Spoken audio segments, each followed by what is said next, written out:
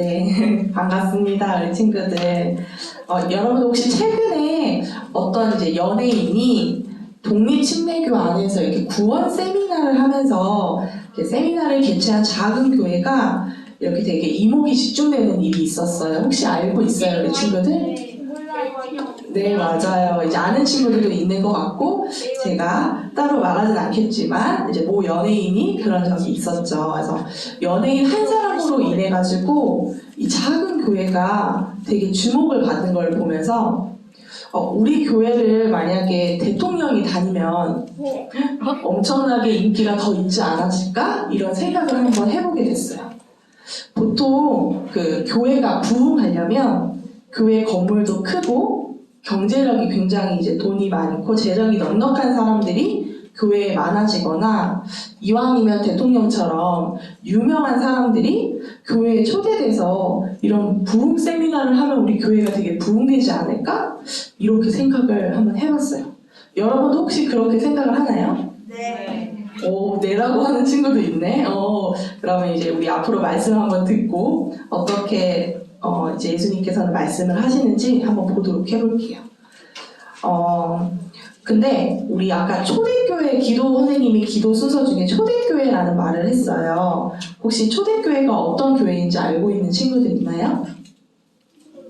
맞아요. 선생님도 이번에 이제 잘 새롭게 알게 되었는데, 이제 예수님이 십자가 처형 이후에 유대교와 분리되면서 이제 기독교인들을 초기 기독교인들이 모인 교회를 초대교회라고 해요.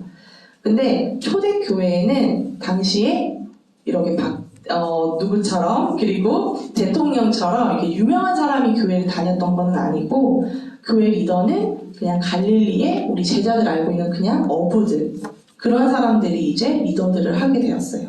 좋은 학벌을 가진 것도 아니고 재정적으로 넉넉하거나 한 사람들이 아니었어요. 심지어 베드로와 요한은 어디를 다녀오기도 했었죠? 예수님을 전하면서 감옥도 다녀오기도 했었어요. 혹시 지금 이 시대에 감옥을 다니고 왔던 사람이 교회 리더가 되기는 좀 많이 힘들기도 하고, 또 성도로서 교회를 다니기도 굉장히 어려울 것 같아요. 근데 초대교회는 처음에 120명에서 시작했지만 3,000명이 되고 5,000명이 되고, 나중에는 예루살렘의 10분의 1의 인원이, 정말 많은 인원이 이제 그리스도인이 되고, 그렇게 놀라운 일이 사도행전 오늘 읽은 말씀에 기록이 되어 있습니다. 그게 이제 어떻게 가능한지 궁금하죠, 친구들? 네, 고마워요. 그래서 오늘은 제목이 담대한 초대교회 그리스도인이라는 주제로 말씀을 같이 나누고자 합니다. 담대한 초대교회 그리스도인, 네, 그게 주제예요. 우리가 이제 오늘 읽은 4장 이제 말씀 전에 우리가 3장 말씀을 간단히 보면, 다 읽진 않겠지만 사도들이 베드로와 요한이 걷지 못하는 앉은뱅이를 고친 기적의 말씀이 나와요. 그래서 병고침을 받은 사람 혹시 몇 살인 줄 아는 사람? 10살. 맞아. 의진이가 손을 번쩍 들었는데 40살에 그 치료를 받게, 이제 병고침을 받게 됐습니다. 그래서 병고침을 받은 사람이 이제 40살이니까 이리저리 막 돌아다니면서 이 사건이 많은 이스라엘 사람들에게 전파가 되기 시작했어요. 그래서 예수님 제자들이 병을 고쳐줬대 이렇게 얘기를 하는 사람들도 생기고, 근데 그냥 고친 게 아니라 십자가에서 죽은 예수님의 이름으로 병을 고쳤다는 거야, 이렇게 사람들이 막 얘기를 하기 시작하는 거예요. 그래서 어떻게 된 거지 하면서 서로 이제 소문이 이렇게 이스라엘 사람들 가운데 많이 퍼졌습니다. 그러면서 이제 그 베드로와 요한도 당연히 자연스럽게 유명세를 타기 시작했을 거예요. 그렇죠? 그래서 베드로와 요한이 예수님의 이름으로 병을 고쳤구나, 이런 것들이 많은 사람들이 알게 되었어요. 근데 이제 오늘의 이야기를 좀 이해하려면 사회적 좀 배경을 이해해야 돼요. 그래서 선생님이 간단히 이제 말을 하려고 하는데, 오늘 읽었던 말씀에 누구누구가 좀 나오는지 혹시 한번 대답해 줄 수 있는 친구가 있을까? 이 사람이 나왔던 것 같아요. 어떤 직업을 가진 사람들이 나온 것 같아요. 우리 영진이 손을 이렇게 든 것 같은데? 베드로요. 네? 누구야? 그쵸, 베드로도 나오고 요한도 나오고 뭐 서기관들, 장로, 대제사장 이런 사람들이 나와요. 그래서 이제 여기서 베드로와 요한을 아까 재판하고 이렇게 얘기하는 그런 상황이잖아요. 그래서 그 유대인들은 종교 재판을 산헤드린 공회라는 곳에서 재판을 했어요. 산헤드린 공회. 혹시 들어본 적 있어요, 친구들? 아니요. 그렇구나. 선생님도 사실 이번에 처음 듣게 됐거든. 그래서 산헤드린 공회라는 곳에서 우리나라라고 하면 국회? 그래서 법을 만들고 이제 거기서 이야기하는 곳인데 공회에는 총 70명의 장로들로 구성이 되어 있어요. 장로들이 70명으로 구성이 되어 있고 거기에 가장 우두머리는 누구일까? 네, 대제사장이 가장 우두머리고 이제 그 밑에 일을 하는 수제사장들이 이렇게 여러 명들이 구성이 되어 있어요. 거기 이제 멤버는 우리 오늘 말씀에 나오는 사두개인, 그리고 바리새인, 그리고 서기관들이 이렇게 모여져 구성이 되어 있고 우리 5절하고 6절을 한번 볼까요? 오늘 4장 5절에서 6절 말씀. 그 사람들의 관계가 다 누구였었죠, 친구들? 6절을 보면? 맞아요. 어떤 친구가 얘기했잖아요. 친척들로 다 구성이 되어 있어요. 그러면 우리 어떤 재판이 이렇게 진행이 되는데 나쁜 것과 좋은 것을 판단해야 되는데 그 전체 멤버의 반이 다 친척이에요. 그러면 공정한 재판을 할 수 있을까요, 친구들? 아니요. 맞아요. 공정한 재판을 하기 어렵겠죠. 그러니까 어느 것보다 더 공정해야 될 재판이 타락했다는 것을 볼 수 있어요. 2-3달 전에 예수님을 죽이려고 했던 곳이거든요. 그곳이 바로 산헤드린 공회가 예수님을 죽이자라고 이야기를 했던 공회예요. 예수님을 이제 죽인 것처럼 똑같이 베드로와 요한 그리고 제자들은 똑같이 죽이려고 이 일을 꾸미고 있었던 거예요. 산헤드린 공회가 이제 베드로와 요한의 한 일을 이제 재판을 하겠죠. 재판을 하는데 아까 그 앉은뱅이를 고친 기적에 대해서 이제 이야기를 하는 말씀이 오늘 말씀이에요. 그래서 이제 앉은뱅이를 고친 기적을 일으켰는데 제자들이 예수님의 이름으로 병을 고쳤다고 하니까 이게 정말 하느님의 말씀에 어긋난 거 아니야? 이렇게 하면서 재판을 하기 시작했어요.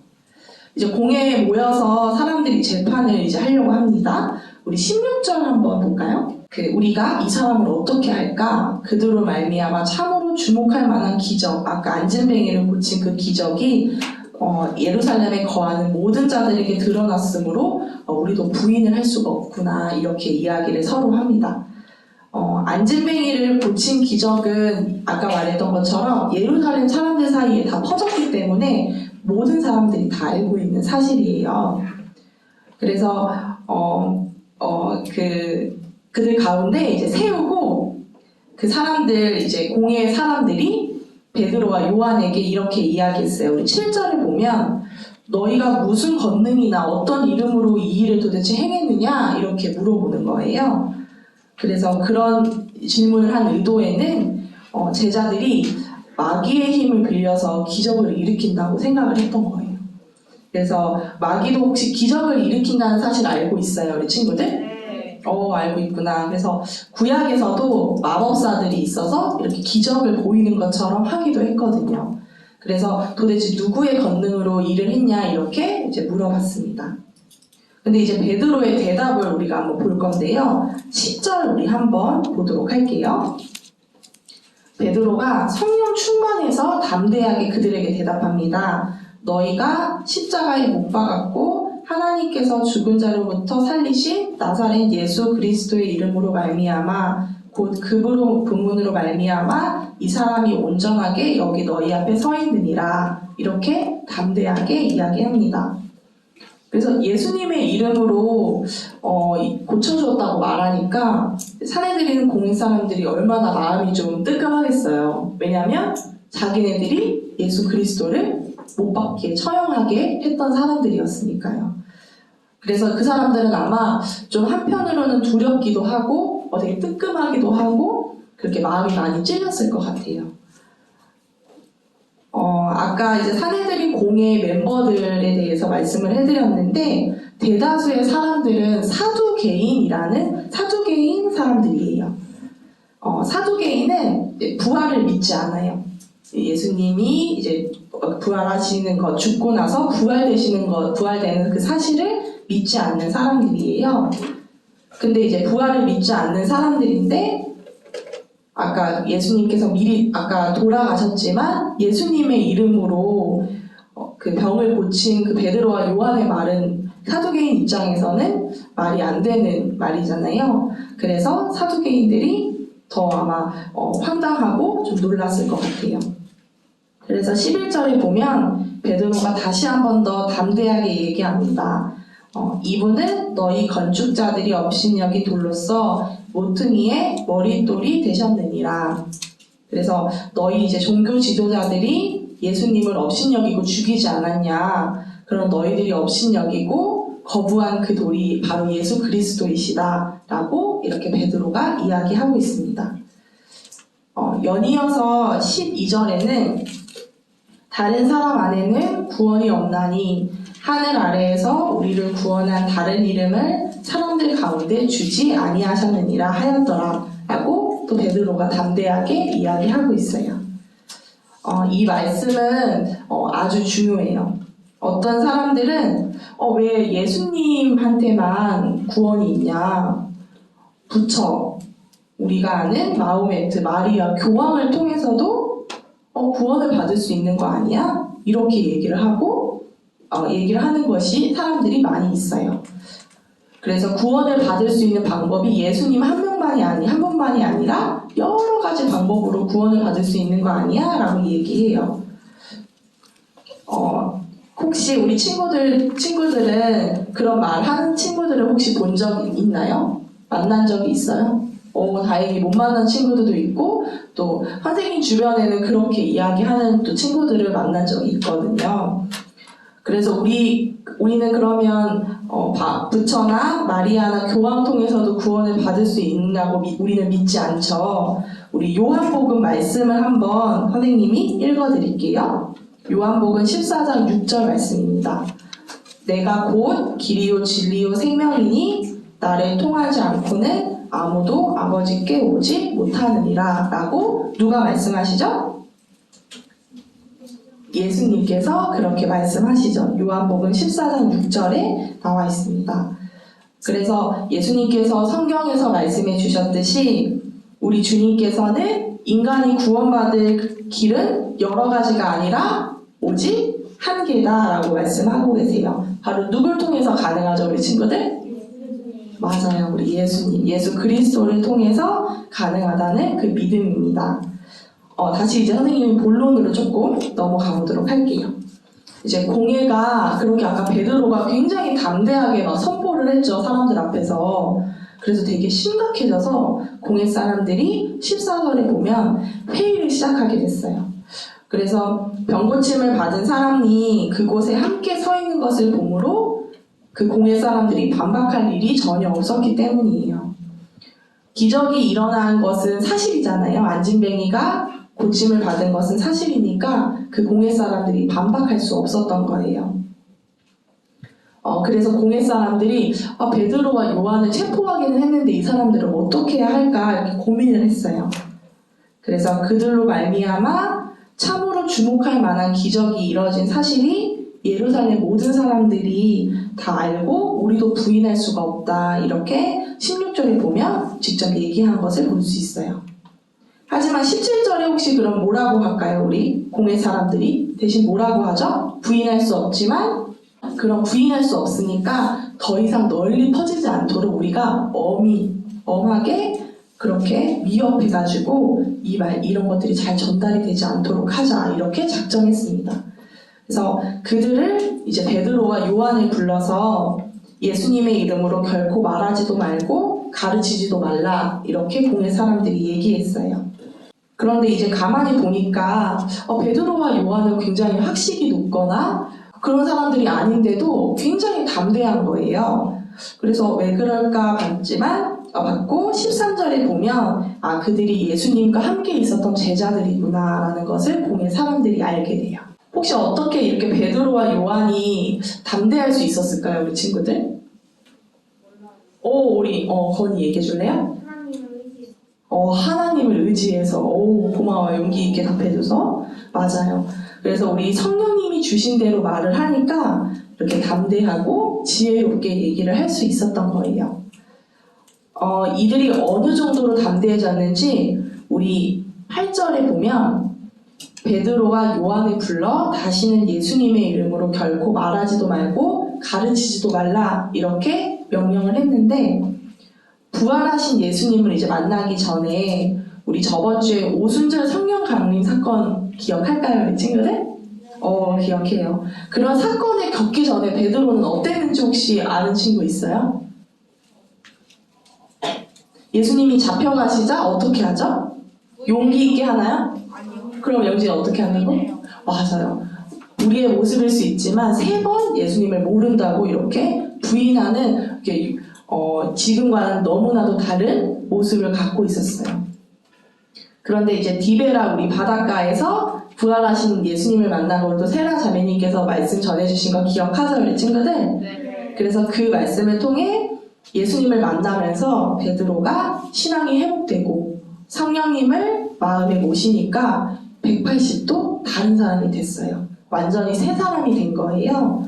그리고 나서 이제 현재는 담대하게 이렇게 대답합니다. 우리 20절은 한번 같이 읽어볼까요, 우리 친구들? 너희 말을 듣는 것이 하나님의 말씀을 듣는 것보다 더 중요하고 우리는 우리가 보고 들은 것밖에 우린 말할 수 없다라고 담대하게 이야기했어요. 바로 우리 이제 그리스도인, 우리 현재 살고 있는 우리들의 사명이 바로 여기 있어요. 베드로가 말한 것처럼 우리는 보고 들은 이 말씀을 전할 수밖에 없는 거예요.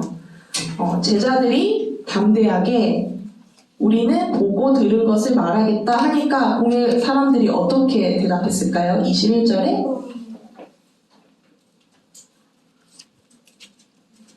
21절에 이처럼 모든 사람들이 이루어진 그 일로 인해 하나님께 영광을 돌림으로 그들이 백성으로 인해 베드로와 요한을 처벌할 방도를 찾지 못한 채로 그들을 그냥 더 위협만 하고 가게 되었습니다.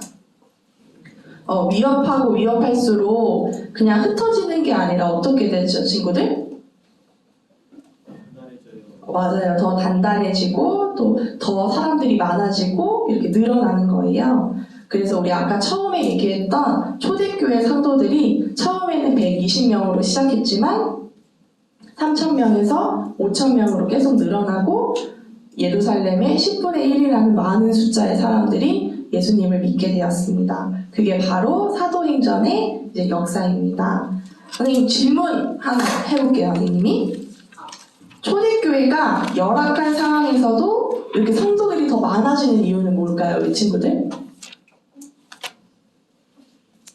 유명한 사람이 있어서? 돈이 많은 후원자가 있어서일까요? 네, 맞아요. 그것이 아니라 사내들이 공의의 핍박 속에서도 예수님의 이름으로 성령 충만한 그리스도인들이 어떻게 했죠? 담대하게 보고 들은 것을 전하기 시작했을 때 그 말씀을 듣고 성도님들이 더 많아지는 그런 기적이 일어난 거예요. 오늘 말씀을 듣고 다시 질문을 하나 해볼게요. 아까 선생님 한 거지만 교회가 부흥을 하려면 어떻게 해야 될까, 우리 친구들? 교회가 좀 크면 될까요? 사람들이 앉을 수 있는 자리가 좀 많아지면?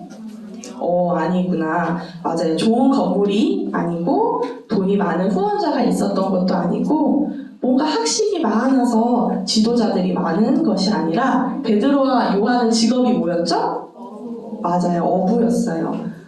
그리고 사내들인 공회는 심지어 도와주지 않고 예수님을 전하는 걸 핍박까지 했던 상황이었어요. 이런 상황에서 어떻게 좀 부흥할 수 있었을까? 이렇게 오늘 말씀을 통해 보면 성령 충만한 그리스도인들이 담대하게 예수님의 그런 말씀을 보고 들은 것을 전할 때 성도님들이 더 많아졌다는 것을 볼 수 있어요. 그러면 우리 교회가 부흥을 하려면 어떻게 해야 될까요, 우리 친구들? 우리 사랑침내 교회가 부흥을 하기 위해선 아까 말했던 것처럼 하나님이 보존해 주시고 맡겨주신 말씀을 우리 담대하게 친구들에게, 가족들에게 전해야 되는 거예요. 그래서 혹시 또 주변에 모르는 친구와 가족들이 있다면 선생님도 한번 이번 주에 또 믿지 않는 우리 가족들에게 연락해서 한번 오늘의 말씀을 적용해 보려고 합니다.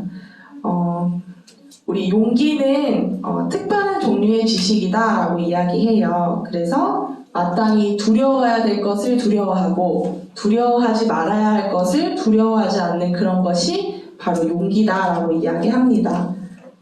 그래서 이제 우리 초등부 친구들도 초대교회 우리 그리스도인처럼 사람들을 두려워하지 않고 우리가 믿음에 따라서 전해야 될 말씀들을 용기 있게 전하는 초등부 친구들이 되기를 바라요.